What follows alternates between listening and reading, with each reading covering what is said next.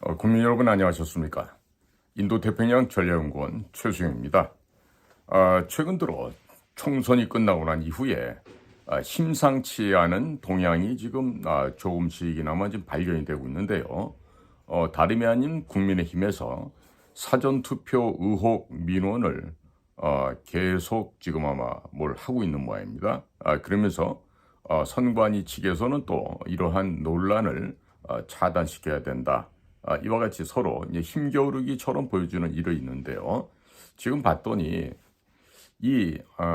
정말 시민단체보다도 못한 국민의힘에서 뭘 어떻게 알고서 이 얘기를 하는지 지금 알 수가 없습니다만은 지금 총선에서 참패하고 난 다음에 뭔가의 원인을 찾고 있는 것 같아요. 그리고 선거 관리에 처음으로 이 의심을 드러내는 일을 수석 대변인이 논평으로 좀 밝히고 있어서 다소나마 지금 관심을 끌고 있는 것으로 보여집니다. 그래서 얘기를 봤더니 22대 총선 종료 후에 일각에서 사전투표 선거 인수가 부풀려졌다는 등의 민원이 제기되고 있다. 이래서 이를 해결할 수 있는 방안은 신뢰도를 제고하기 위해서는 중앙선거관리위원회가 행정안전부와 적극 협력해서 불필요한 논란 차단해야 되겠다. 이런 얘기를 하고 있어요. 그런데 지금 오늘 제가 이 얘기를 드리는 건요. 어떤 동향이 지금 진행되고 있다는 얘기와 함께 사전투표제가 어떻게 만들어졌는지 태동, 생성 배경을 좀 말씀을 드리고자 합니다.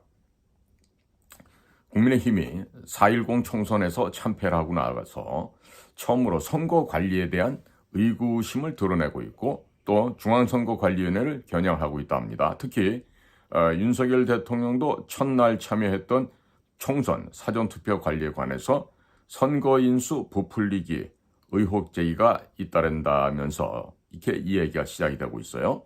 자, 그런데 사전투표는 통상적으로 민주당 진영의 지지층 참여도가 높습니다. 국민의힘에서는 4월 16일 오후 정희용 수석 대변인 논평을 통해서 22대 국회의원 선거 종료 이후 일각에서 사전투표 선거인수가 부풀려졌다는 등의 민원이 제기되고 있다면서 공정성과 신뢰도 제고를 위해서는 중앙선거관리위원회가 행정안전부와 적극 협력해 불필요한 논란을 차단해야 할 것이라고 했대요. 참 자다가 봉창 두들기는 소리 같은데요. 이어서 이 정희용이라는 자가 선거 결과에 대한 국민 신뢰를 회복하기 위해서는 검증 가능한 부분을 선제적으로 검증하고 투명하게 공표할 필요가 있다라고 부연했는데 강성 보수층 일각에서는 30%를 넘긴 이번 총선 사전투표율과 야권 비례신당, 조국혁신당의 득표율 약진 등의 부풀리기 의혹을 제기해왔다고 합니다. 자, 그런데 무슨 일이 있었죠? 이틀간의 사전투표를 하고 나서 영등포에서 이번에 가짜로 당선됐다, 부정으로 당선됐다는 김민석이라고 하는 바쁠때기가 바로 정확하게 사전투표율을 예상치를 맞췄어요. 31.3인가 30.6인가 해서 맞췄다는 얘기예요. 이야기는 상당히 많은 점을 시사해 주고 있습니다. 자, 그런데 중앙선거관리위원회의 얘기 이렇죠. 지난 9일에 사전투표 종료 확인한 후 7일 새벽에 서울특별시 은평구 선관위에서 선관위 직원들로 보이는 사람들이 투표한 봉인지를 뜯고 불법적으로 투표지를 투입하는 등 부정선거를 시도했다는 영상을 게시했던 유튜버를 공직선거법 및 형법 위반 혐의로 은평경찰서에 고발했다고 밝히고 있어요. 그 당시 선관위에서는 은평구 선관위는 법규에 따라 정상적인 선거관리 업무를 수행하고 있었다면서 선거의 자유방해, 공무집행방해에 각각 해당한다고 주장한 바 있습니다.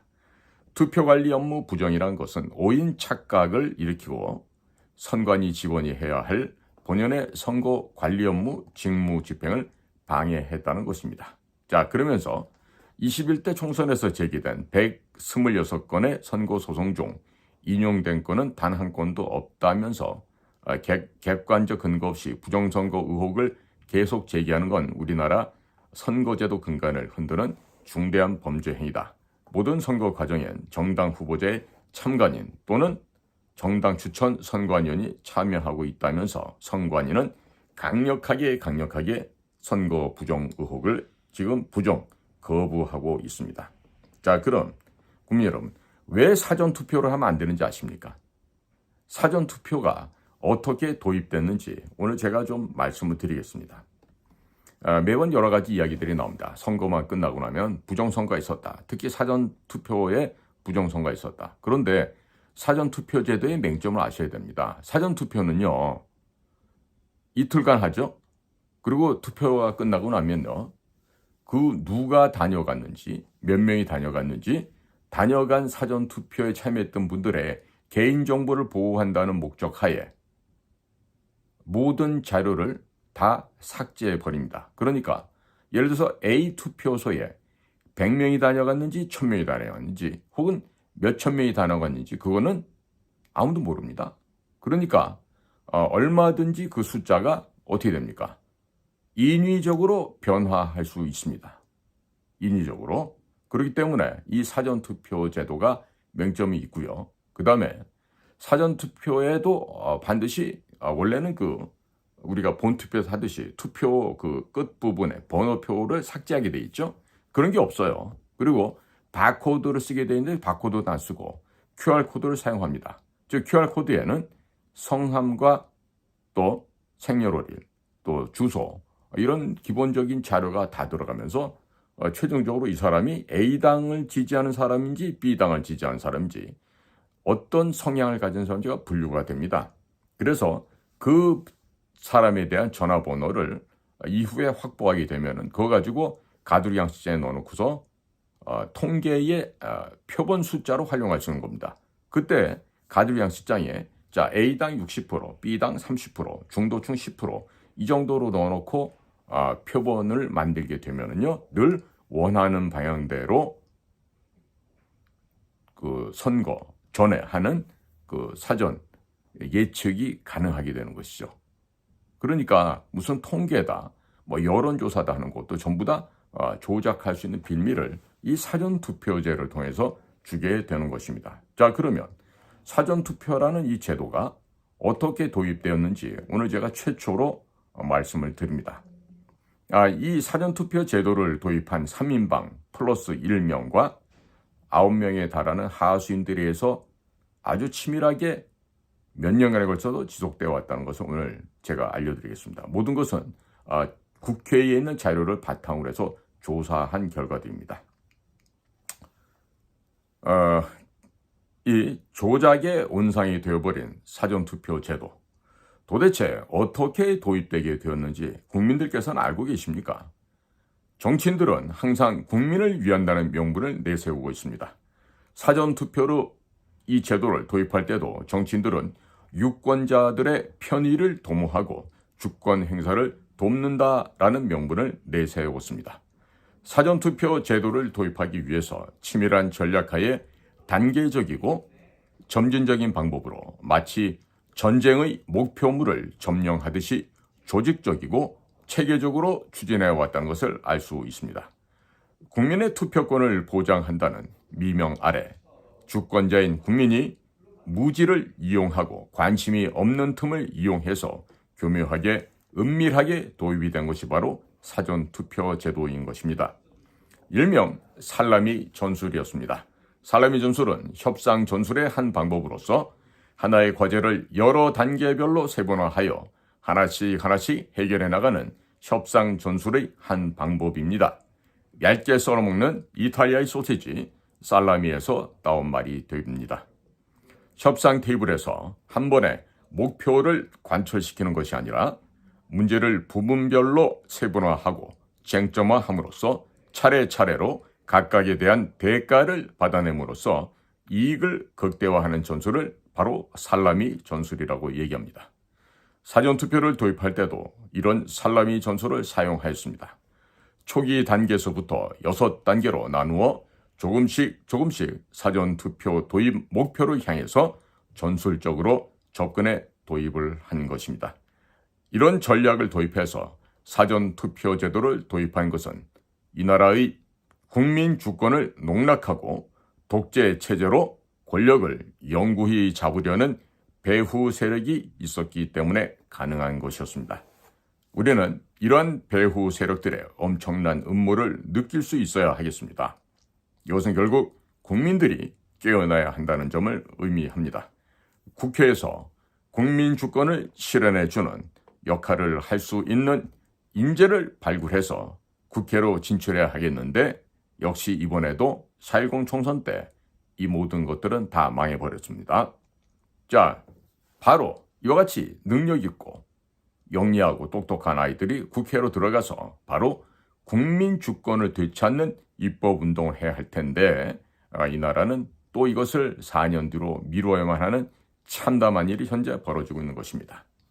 자, 국민 여러분, 그러면 1단계는요, 바로 유권자의 투표 참여를 높이는 유인책 시행 근거를 마련하는 일이었습니다. 유권자의 투표 참여가 저조하면 선거는 소수의 지지로도 당선이 가능하게 된다. 즉 정책 대결이 아닌 조직 동원의 장으로 전락하게 된다. 이로 인해서 각종의 부정부패가 만연할 수밖에 없으니 투표 참여를 높이는 유인책을 강구하도록 공직선거법 개정 근거를 마련하는 아주 그럴듯한 명분으로 시작을 했습니다. 우리나라의 투표율이 지속적으로 하락하고 있어 조직 동원 선거와 당선자의 대표성에 대한 우려가 높아지고 있어 선거인의 투표 참여를 높여서 투표 결과에 대한 정당성을 확보하고 조직 선거를 막기 위해서 국가가 선거권자의 투표 참여를 높이기 위한 유인책을 마련해서 시행할 수 있도록 하는 근거 규정을 마련했던 것입니다.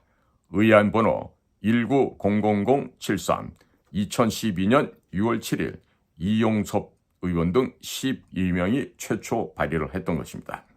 자, 2단계는요. 부재자 투표를 인터넷으로 신고가 가능하도록 하는 제도를 도입하는 일이었습니다. 부재자 투표를 하려는 유권자는 선거인 명부 작성 기간 동안 서면으로 부재자 신고를 할 수 있도록 하고 있었습니다만은 신고 기간이 5일 이내로 짧아서 우편으로 신고하는 것이 시간상 촉박하고 부재자 신고를 포기하는 경우가 많다는 불편함을 해소한다는 명분을 활용하였습니다. 부재자 신고를 서면 이외에 인터넷으로도 할 수 있게 함으로써 부재자 신고에 따른 비용과 시간을 감소시키고 부재자 투표자의 투표권을 보장한다는 것입니다. 본인 확인은 공인인증서 등의 인증 절차를 거치도록 하면서 타인에 의한 부재자 신고를 방지할 수 있다라고 그럴듯하게 포장을 하였습니다. 이거 2단계는 의안 번호 1900426 2012년 7월 2일 법 주요 내용을 참고하시면 알 수 있습니다. 대표 발의자는 원혜영 의원이고 참여했던 사람들은 김상희, 김용익, 김현, 민병두, 배기훈, 오재세, 이석현, 조정식, 진성준 등입니다. 자, 이어지는 3단계에서는 부재자 신고 없이 사전투표가 가능하도록 제도를 도입하는 것입니다. 2013년 1월 1일부터 부재자 투표에서 통합 선거인 명부를 활용하는 사전투표 제도를 도입하게 됩니다. 선거일 전에 투표하려는 선거인이 부재자 신고 없이도 부재자 투표 기간에 투표를 할 수 있도록 하였습니다. 선거인의 투표 편의를 도모한다고 하면서 사전투표가 도입된 것입니다. 통합 선거인 명부를 활용한 부재자 투표에서 본인 여부를 확인하는 방법으로 무인 이외에도 서명 방식도 허용하였습니다. 의안번호 1902525 2012년 11월 12일 법 주요 내용을 참고해 보시면 이찬열 의원이라는 자가 대표 발의를 하였고 참여한 사람들은 홍종학, 배기훈, 윤후덕, 전순옥, 노웅래, 김광진, 이미경, 김동철, 최원식 등입니다. 4단계로는 통합 선거인 명부 사용에 따른 부재자 투표 특례를 사전투표로 일반화하는 일이었습니다. 사전투표는 부재자 투표의 특례로서 통합 선거인 명부를 사용하여 사전투표제를 도입한 것이었습니다. 누구든지 선거일 전 5일부터 2일간 부재자 투표소에서 투표를 할 수 있도록 규정하고 있습니다. 법에서는 사전투표를 통합선거인 명부 사용에 따른 부재자 투표 특례라고 명칭하고 있어서 일반 국민들에게는 기존의 부재자 투표 제도와 관련하여 혼란을 야기하고 있습니다. 통합선거인 명부 사용에 따른 부재자 투표 특례라는 용어를 사전투표로 명확하게 함으로써 국민들의 혼란을 방지한다는 명분으로 사전투표를 공식화한 것입니다. 예외적인 사전투표를 예외가 아닌 주류 투표로 등장시킨 점입니다. 대단히 중요한 사항이니까 꼭 이해하시기 바랍니다. 의안변호 1906016 2013년 7월 17일 법 주요 내용을 참고해 보시면 문희상 의원이 대표 발의를 했고 참여자는 김춘, 이찬열, 안규백, 박주선, 유대운, 백재현, 정세균, 김성곤, 유승우, 이윤석, 김진표, 김관영, 전병헌, 이미경, 강동원, 박남춘, 정성호, 원혜영, 설훈, 김영주, 박기춘, 김동철 등입니다. 자, 계속되는 5단계는요. 사전투표 관리 감시 체계를 형해화하는 일입니다. 즉 회송용 봉투를 없애버리고 바코드를 도입하는 것이죠. 사전투표는 선거인이 투표소에 가서 투표용지와 회송용 봉투를 교부받아 투표한 다음 회송용 봉투에 넣어 투표함에 투입하게 되어 있습니다. 이것이 원칙입니다. 이를 등기 우편으로 발송함으로써 예산 낭비를 초래하고 발송, 접수 처리, 개표의 절차를 복잡하다 하는 문제점을 지적하면서 편의와 효율이라는 명분하에 관내 사전투표에서는 회송용 봉투를 없애버렸습니다. 그리고 사전투표 제도의 감시 장치를 무력화시켰습니다. 관할 구역 안에 있는 선거인의 사전투표는 매일 투표 마감 후 그 투표함을 관할 선거관리위원회에 직접 인계할 수 있도록 하고 이 경우 회송용 봉투를 사용하지 않으며 투표지를 바로 투표함에 투입하는 방법으로 투표할 수 있도록 한 것이었습니다. 선거인의 투표 대기 시간을 줄인다는 명분을 내세워 투표용지에 일련 번호를 바코드 형태로 표시하여 일련 번호제를 떼지 않고 투표용지를 교부할 수 있도록 하였습니다. 자, 이렇게 함으로 해서 바로 바코드로 대체하게 된 것입니다. 자, 그러나 실제로는 바코드가 아닌 QR코드로 일련 번호를 대체해 버렸습니다. QR코드는 법적인 근거도 없는 황당한 일이었습니다. 일련 번호를 육안으로 확인하던 감시 장치를 없애버린 것이었습니다. QR코드를 도입한 경위를 조사하는 이유가 바로 여기였습니다.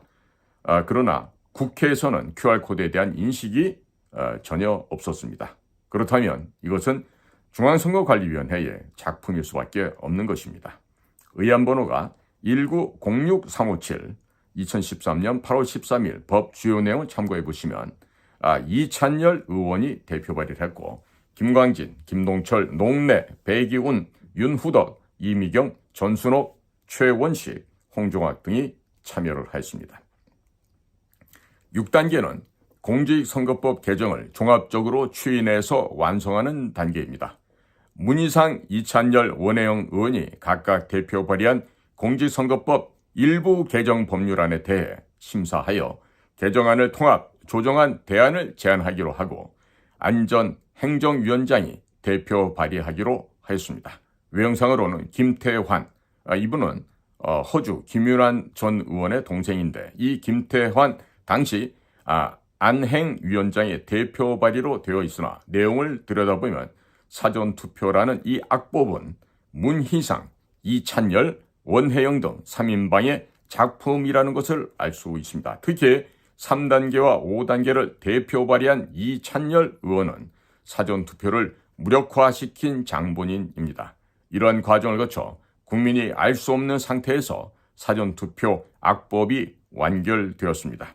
3단계와 5단계의 입법 과정으로 사전투표에 대한 감시, 견제 장치는 다 제거되어 버렸습니다.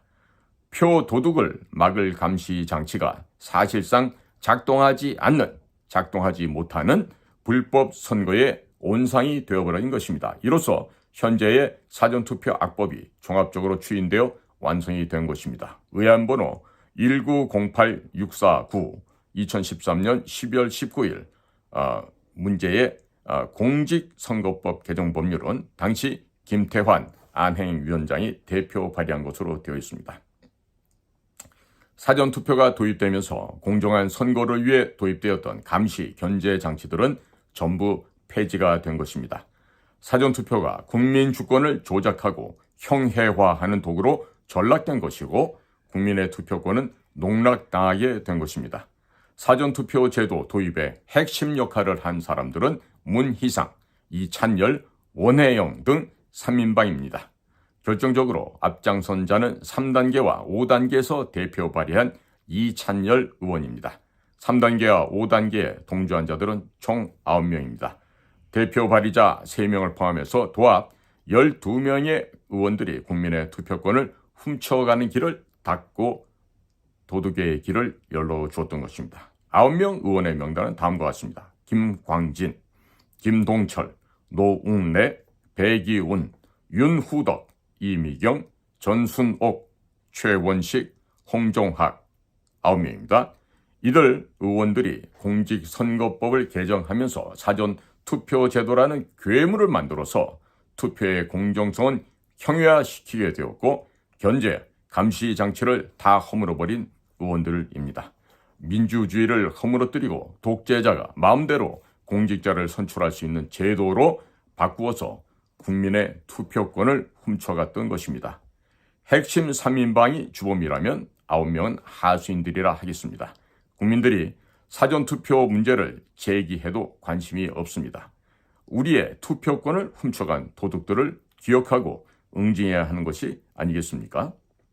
자, 이런 사전투표를 제외 국민 투표로도 확산을 시켰습니다. 제외 국민 투표에도 동일한 문제가 존재하고 있습니다. 임수경이 대표로 발의하여 제외 국민 투표 절차에도 사전투표가 있습니다. 제외 국민의 투표 참여를 높인다는 명분 하에 견제, 감시 장치를 사실상 무력화시켜버린 결과입니다.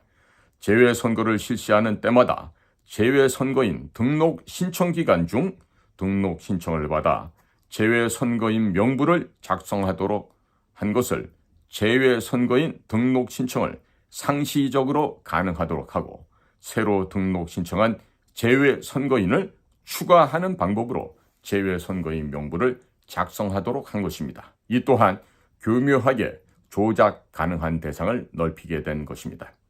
임수경의 제외국민 선거인 명부 문제를 포함하면 국민의 투표권을 훔치는 데 역할을 분담했던 사람들은 문희상, 이찬열, 원혜영, 임수경 등 4인이 되게 됩니다. 마치 육상 경기 400m 계주 경기를 하듯이 각자가 역할을 분담해서 국민의 투표권을 훔치는 데 부역했던 것입니다. 핵심 4인방 문희상, 이찬열, 원혜영, 임수경 이들이 대표를 발의했고 또 이들이 대표 발의할 때 하수인으로 발의에 참여한 9명, 즉 9명 다시 한번 제가 호명해 드릴게요. 김광진, 김동철, 노웅래, 배기훈, 윤후덕, 이미경, 전순옥, 최원식, 홍종학 총 9명입니다. 자, 이런 사람들이 이런 사전투표제를 정착화하는데 큰 기여를 한 사람입니다. 이 가운데는 이미 이번에 금품 수수로 인해서 공천을 못 받은 자도 있지만은요. 국민 여러분께서 이런 사람들의 과거 행태에 대해서 분명하게 알고 왜 사전투표가 문제인지를 확실하게 아시기 바랍니다. 그리고 이런 사전투표가 어떤 문제가 있는지 전혀 알지도 못하던 국민의힘 아이들이 무슨 어떤 얘기를 듣고 와서 지금 이렇게 이상하다고 문제를 제기하고 있는데요. 이 시민단체 수준단체는 국민의힘 같은 당에서는요. 공부를 좀 해야 됩니다. 공부를 해야 되고 도대체 사전투표가 뭐고 뭔지를 알아야 뭘 할 거 아니에요. 그러니까 전혀 기본적인 학습도 안 된 아이들이 뭐가 사전투표 의혹이 있다 이런 얘기를 함부로 하면 안 돼요. 알고 그리고 빼박 증거가 있어야죠. 그렇죠? 그러니까 무슨 통계 숫자가 뭐 어떻다 저렇다 얘기를 하는 거는 통계를 잘 아시는 분들이 하는 말씀이고 국민의힘당 너희들이 그런 얘기를 하려면 정확하게 하드 에비던스 절대 부정할 수 없는 확실한 그런 물증을 확보하고 나서 이런 소리 해야 되는 거 아니겠습니까? 그러니까 이 공부 못하고 실력 없는 아이들이 늘 하는 짓거리는 소리들이 역시 사회에 나와도 보면요 똑같이 반복 재생되는 것을 알 수가 있어요. 자, 국민 여러분, 오늘 제가 사전투표의 도입 과정을 제가 설명을 드렸어요. 아마 아직까지 이렇게 사전투표가 어떻게 조장이 됐고 어떻게 법제화되는지를 말해주는 사람이 아마 한 번도 없었을 것 같습니다. 제가 이렇게 얘기할 수 있는 거는요. 제가 이런 일 해봤기 때문에 아는 거예요. 그러니까 제발 무슨 이야기를 하려 그러면요.